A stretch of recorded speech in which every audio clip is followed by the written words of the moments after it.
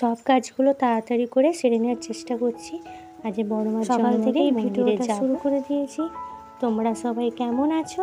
আশা করি আমার বন্ধুরা সকলে ঈশ্বরের কৃপায় ভালো আছো, আর আমরাও ভালো আছি। কালকে এগুলো সব দুপুরে কেচেছিলাম, কালকেও বিকালে বৃষ্টি হয়েছিল, সব শুকোয়নি। সকালবেলায় সব মেরে দিচ্ছি। আর আমিও সকালবেলা সব কাজ সেরে তাড়াতাড়ি করে স্নান করে নিয়েছি, কারণ আজকে আমার যাওয়ার আছে, তার জন্য তাড়াতাড়ি করে রান্না করে যাব। আবার আজ আমার পোড়ানোও ছিল, পড়িয়ে তারপর রান্না করে তারপরে গিয়েছি।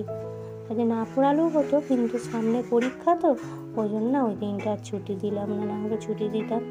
ঠাকুর ঘরটা ভালো করে মুছে নিচ্ছি, সে ঠাকুরের কাছে ফুল দিয়ে দেবো। আর ভাবছি কীভাবে কি কাজ করলে তাড়াতাড়ি করতে পারবো, সেটাই ভাবছি। কাজগুলো ভাবতে ভাবতে মনে মনে একটা পরিকল্পনা করে নিয়েছি।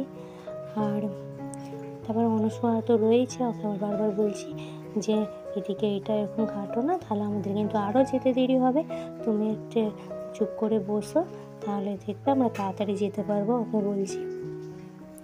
কারণ ও যদি একটার পর একটা আবার অগোছলা করা থাকে, তাহলে তো আমার আবার সেগুলো গোছলে যেতে দেরি হবে। বলতে একটু শুনছে। মা আনাজটা আমাকে কেটে দিয়েছে, পটল আলু তরকারি করবো, ডাল করব, আর ঠাকুরের কাছে ফুল দিয়ে দিচ্ছি, পুজো করে নিচ্ছি। আর দেখো মায়ের কাছে জবা ফুল দিয়েছি, ভালো লাগছে দেখতে। আর জবা ফুলটা যে হয়েছিল তা দিয়েছিলাম, ওইটা খুব সকাল উঠে আমি সব কাজ সেরে নিয়েছি, কারণ যেটা আবার পড়ানো ছিল, পড়িয়ে তারপর আবার রান্নাটা চাপিয়ে নিয়েছি। তা হয়ে গেছে, 11:30 বেজে গেছে ঘর থেকে বেরোতে। মেয়েরা এটা যে থালায় চাপানো আছে, এটা মাকে ভাতটা দিয়ে যাবো, কারণ বাবা একটু শরীর খারাপ, কখন এসে নিয়ে যাবে, ওই জন্য যাওয়ার সময় দিয়ে চলে যাবে। তারপরেই মন্দিরে চলে এসেছি। ঘর থেকে একটু হেঁটে এলে টোটো পাওয়া যায়, তাই বেশিক্ষণ সময় লাগেনি আমার, কিছুটা হেঁটে এসেছি মন্দিরে। আর বেশি ভিডিও করতে হয়, কারণ ফোন বার করলে অনুসার ফোন চাইছে, ওই জন্য একটুখানি ভিডিও করে আবার ফোনটা রেখে দিয়েছিলাম। আর তার অনুষ্ঠান শেষে ভিডিও করেছিলাম।